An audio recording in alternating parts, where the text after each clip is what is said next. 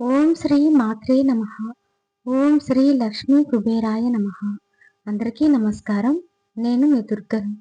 Durga home టాక్స్కి స్వాగతం. అందరూ ఎలా ఉన్నారో బాగున్నారా? నేను కూడా బాగున్నాను. మీరందరూ బాగుండాలని మనస్ఫూర్తిగా కోరుకుంటున్నాను. ఈ వీడియోలో అక్షయ తృతీయ పండుగ మనకు రాబోతుంది. అక్షయ తృతీయ పండుగ 2026వ సంవత్సరం ఎప్పుడు వచ్చింది? ఇంటిని, పూజా గదిని ఎప్పుడు శుభ్రం చేసుకోవాలి? ఇంటికి తెచ్చుకోవాల్సిన మంగళకరమైన వస్తువులను ఏమేమి తెచ్చుకోవాలి అన్నీ ఈ వీడియోలో వివరంగా తెలియజేస్తాను. ఎక్కడా స్కిప్ చేయకుండా చివరి వరకు చూస్తారని అనుకుంటున్నాను. వీడియో నచ్చితే కనుక లైక్ చేసి షేర్ చేయండి. ఈ వీడియో నచ్చితే కనుక సబ్స్క్రైబ్ చేసుకోండి ప్లీజ్. అక్షయ తృతీయ. అక్షయం అంటే క్షయం కానిది అనే అర్థం. ఇంకా అంతం లేనిది అని, నాశనం లేనిది అని అర్థం. ఈ అక్షయ తృతీయ పండుగ రోజున మనం ఏ పవిత్రమైన పనులు తలపెట్టినా, ఏ శుభకార్యాలు జరుపుకున్నా, ఏ మంగళకరమైన వస్తువులు మనం ఇంటికి తెచ్చుకున్నా అవి అక్షయమైన ఫలితాన్ని కలుగజేస్తాయని నమ్ముతాము. వైశాఖ మాసం మొదలైన 3వ రోజున అక్షయ తృతీయ పండుగగా మనం జరుపుకుంటాము. వైశాఖ శుద్ధ తదియ రోజున మనం ఈ అక్షయ తృతీయ పండుగ జరుపుకుంటాము. ముఖ్యంగా మనం బంగారం కొనేదానికన్నా మన స్తోమతను బట్టి ఏ దానం చేసినా అది అక్షయమైన ఫలితాన్ని కలుగజేస్తుందని అంటారు. అక్షయ తృతీయ రోజున సిరి సంపదలనిచ్చే ఆ అమ్మ లక్ష్మీదేవి అనుగ్రహం మనం పొందాలంటే ముందుగా ఇంటిని శుభ్రం చేసుకోవాలి. ఇంటిని, గడపను శుభ్రం చేసుకొని, గడపకు పసుపు రాసుకొని ఇలా అందంగా ముగ్గులు వేసుకుంటే అమ్మ లక్ష్మీదేవి అనుగ్రహం తప్పకుండా కలుగుతుంది. లక్ష్మీదేవి అమ్మవారు మన ఇంట్లో స్థిర నివాసం ఉండాలంటే, ఆ ఇంట అడుగు పెట్టాలన్నా మనం శుచి శుభ్రతను పాటించాలి. గడపను ఇలా అందంగా అలంకరించుకొని, తర్వాత గుమ్మాలకి మామిడి తోరణాలు కానీ, బంతిపూల మాలను కానీ కట్టుకోవాలి. ఈరోజు తప్పనిసరిగా బంగారం కొనాలి అంటే ఎవరి ఇంటి పరిస్థితిని బట్టి, వాళ్ళ ఆర్థిక పరిస్థితిని బట్టి కొనవచ్చు. ముఖ్యంగా బంగారం కొనేదానికంటే దానానికి చాలా ప్రత్యేకత ఉంది.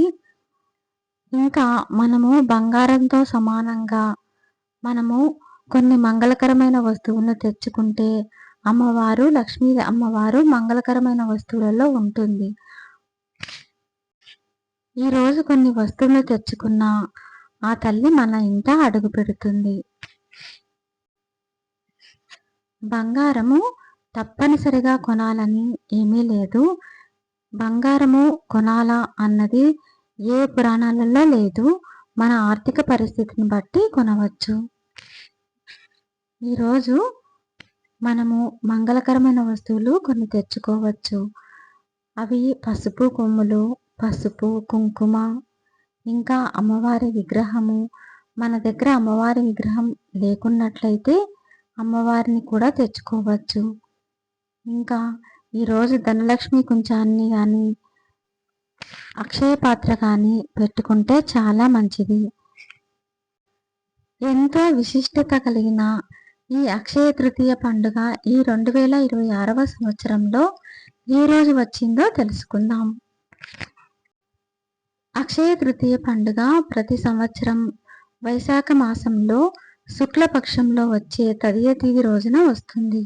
ముందుగా తదియ తిథి ఎప్పటి నుండి ప్రారంభమై ఎంతవరకు ఉంటుంది అనేది తెలుసుకుందాం.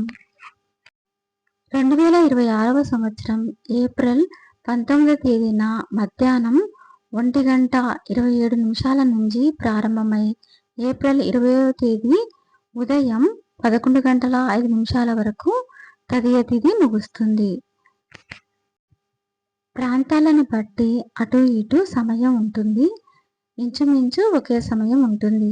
అయితే మనం ఈ పండుగను తిథుల ప్రకారం జరుపుకుంటాం కనుక మనము ఈ తిథులు అనేవి మిగులు తగులు వస్తూ ఉంటాయి. అలా వచ్చినప్పుడు సూర్యోదయానికి ఉన్నటువంటి తిథి ప్రకారమే మనం పండుగలనేవి జరుపుకుంటాము. అయితే మనకి తదియ తిథి 19వ తేదీన మధ్యాహ్నం నుండి ప్రారంభమైనప్పటికీ కూడా మనకి సూర్యోదయం సమయానికి తదియ తిథి 20వ తేదీ ఉంది కాబట్టి అందుకని అక్షయ తృతీయ పండుగను 2026వ సంవత్సరం ఏప్రిల్ 20వ తేదీన సోమవారం జరుపుకుంటాము. ఈ అక్షయ తృతీయ పండుగ రోజున మనము శ్రీ మహాలక్ష్మితో పాటు శ్రీమన్నారాయణ్ణి కూడా ఇద్దరిని పూజించుకోవాలి. ఇంకా మనం కుబేరస్వామిని లక్ష్మీ కుబేరస్వామి పూజ కూడా చేసుకోవాలి.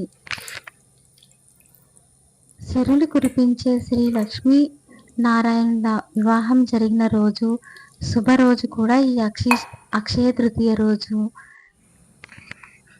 సిరులు కురిపించే ఆ శ్రీ మహాలక్ష్మి అమ్మవారు మన ఇంట్లో స్థిర నివాసం ఉండాలంటే మనం ఇంటిని, పూజా మందిరాన్ని, దేవుడి విగ్రహాలని ఎప్పుడు శుభ్రం చేసుకోవాలి అంటే ఏప్రిల్ 17వ తేదీ కానీ శుక్రవారం సాయంత్రం వరకు అమావాస్య గడియలు ఉంటున్నాయి. అందుకని శనివారం 18వ తేదీన కానీ లేదా 19వ తేదీన ఆదివారం కానీ ఇంటిని శుభ్రం చేసుకోవచ్చు.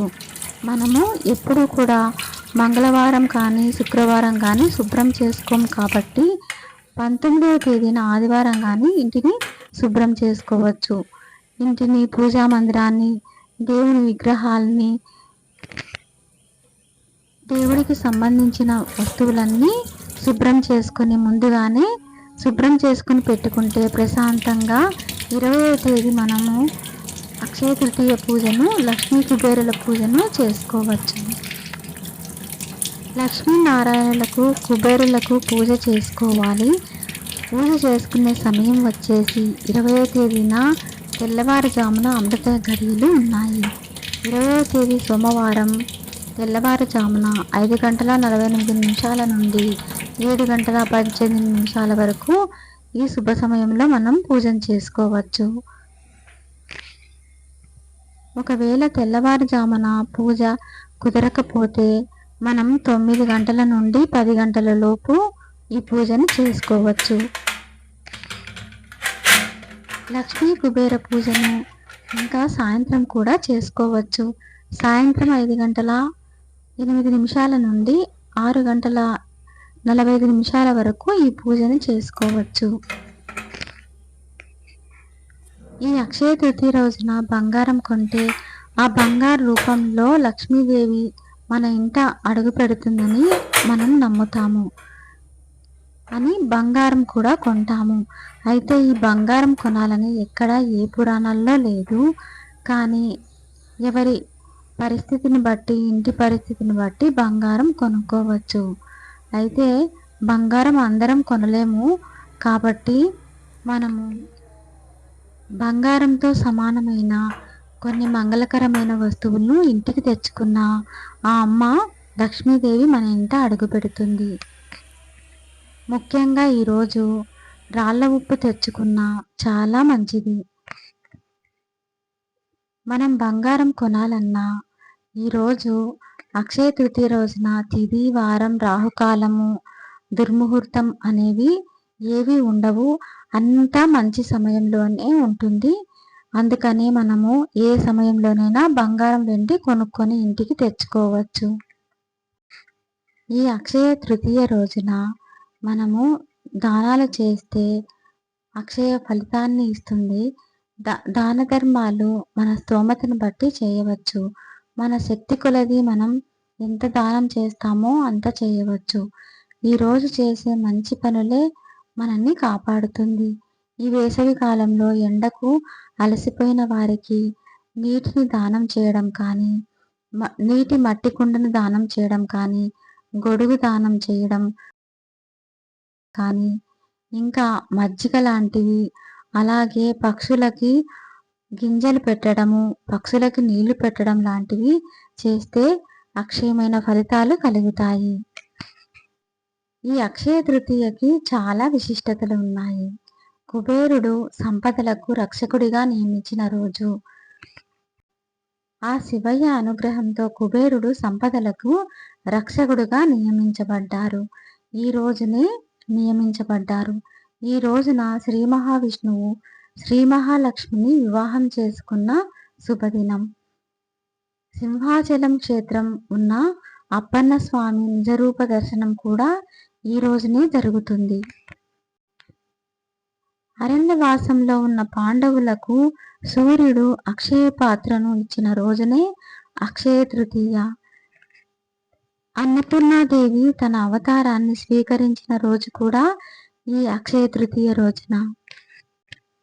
కుచేలుణ్ణి శ్రీకృష్ణుడు ధనవంతుడిగా అనుగ్రహించిన రోజు ఈ అక్షయ తృతీయ. ఇన్ని విశిష్టతలు కలిగిన అక్షయ తృతీయను మనము అక్షయ తృతీయ రోజున లక్ష్మీ కుబేరులను పూజించి ఆ అమ్మ అయ్యవారి అనుగ్రహము మనం పొందాలని మనస్ఫూర్తిగా కోరుకుంటున్నాను. సిరి సంపదలనిచ్చే ఆ శ్రీ మహాలక్ష్మి శ్రీమన్నారాయణుడి కటాక్షము అనుగ్రహము మనందరి మీద, సిరి సంపదలను ఆ అమ్మ మనకు అనుగ్రహించాలని, ఆ అమ్మ ఆశీర్వాదం మన పైన ఎల్లవేళలా ఉండాలని మనస్ఫూర్తిగా కోరుకుంటున్నాను. ఈ వీడియో మీ అందరికీ ఉపయోగపడాలని కోరుకుంటున్నాను. ఈ వీడియో నచ్చితే గనక లైక్ చేసి షేర్ చేయండి. మరిన్ని మంచి వీడియోల కోసం దుర్గా హోమ్ టాక్స్ ఛానల్ని సబ్స్క్రైబ్ చేసుకోండి ప్లీజ్.